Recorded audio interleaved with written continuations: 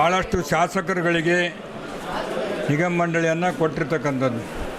ತದನಂತರ ಎರಡನೇ ಭಾಗದಲ್ಲಿ ಕಾರ್ಯಕರ್ತರಿಗೆ ಈ ನಿಗಮ ಮಂಡಳಿ ಅಧ್ಯಕ್ಷ ಸ್ಥಾನವನ್ನು ವಹಿಸಿಕೊಟ್ಟಿದ್ದಾರೆ.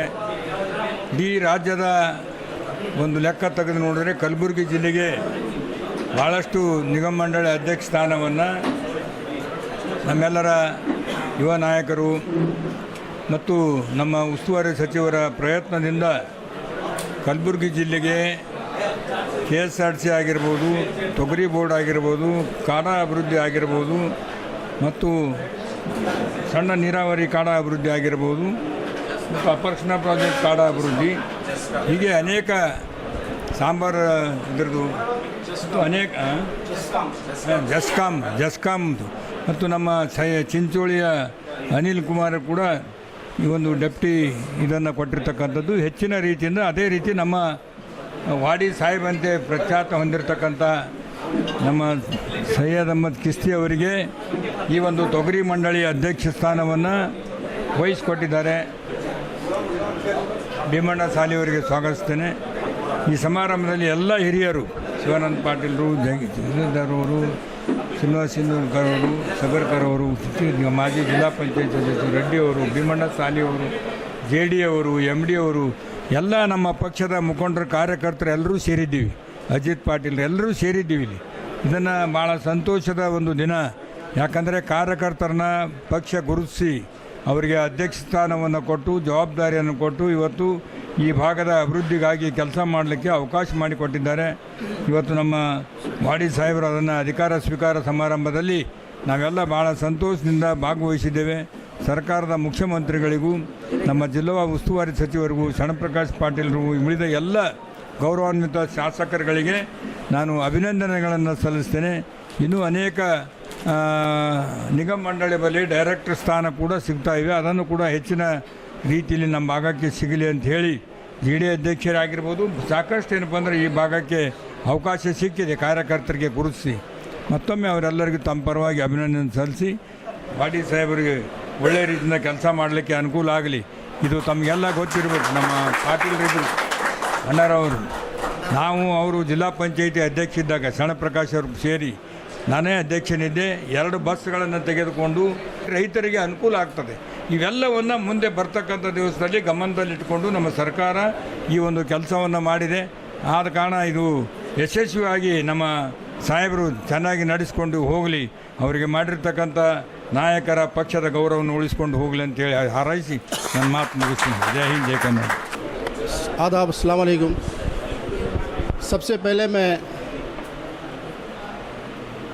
श्री प्रिय हमारे AIC प्रेसिडेंट मल्लिकार्जुन खड़गे साहब का, हमारे कर्नाटक के CM सिद्धरामैया जी का और deputy CM DK Shiv Kumar ji का और हमारे डिस्ट्रिक्ट अध्यक्ष जगदेव गुत्तेदार जी का और हमारे आपके हर दिल अजीज़ leader, dynamic leader Shri Priyank खड़गे साहब का ख़ास तौर पर मैं शुक्रिया अदा करता हूं, जिन्होंने मुझे ये ज़िम्मेदारी दी है और आने वाले दिनों में इंशाअल्लाह मैं इसको पूरी ज़िम्मेदारी के साथ निभाऊंगा। और हमारे गुलबर्गा डिस्ट्रिक्ट के MLA अल्लम प्रभु पाटिल साहब, शरण प्रकाश पाटिल जी और डॉक्टर अजय सिंह साहब और हमारे MP राधा कृष्णा साहब, MY पाटिल जी, हमारे BR पाटिल जी, कनीस फातिमा साहिबा, इन सभी का मैं दिल से शुक्रिया अदा करता हूँ। इन सबों ने मिलकर मुझे एक बड़ी ज़िम्मेदारी दी है।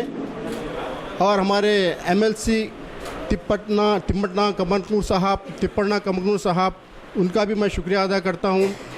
आने वाले दिनों में इंशाअल्लाह, मैं ख़ुद एक किसान हूँ, मैं जो है 40 साल से ज़राअत कर रहा हूँ।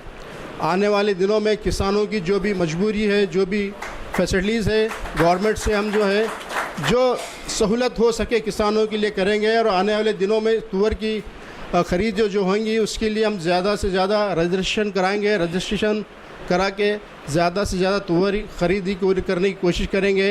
और हमारे बोर्ड से जो है एक दाल लॉन्च किए हैं, भीमा तुअर बोल के, धीमा पल्सेस। अब ये दाल जो है ऑलरेडी बेंगलोर के बड़े बड़े मॉल्स में दे रहे हैं, आने वाले दिनों में हम इसको एक्सपोर्ट ही करने की कोशिश करेंगे। मैं चाहता हूँ मेरे सारे वर्कर्स जो आज तक मुझे जो साथ दिए, हमारे सीनियर जो मेरे साथ दिए, मैं उन सभी का शुक्रिया अदा करता हूँ जिन्होंने आज मुझे ये मुकाम पर पहुँचाया है। और आने वाले दिनों में मैं पूरी कोशिश करूँगा कि सबका साथ हो और आने वाले दिनों में पार्टी का मैं पूरा भरपूर साथ दूंगा और कोशिश करूंगा इस बोर्ड को जो है और आगे ले जाऊं और किसानों का भरपूर मदद करूं।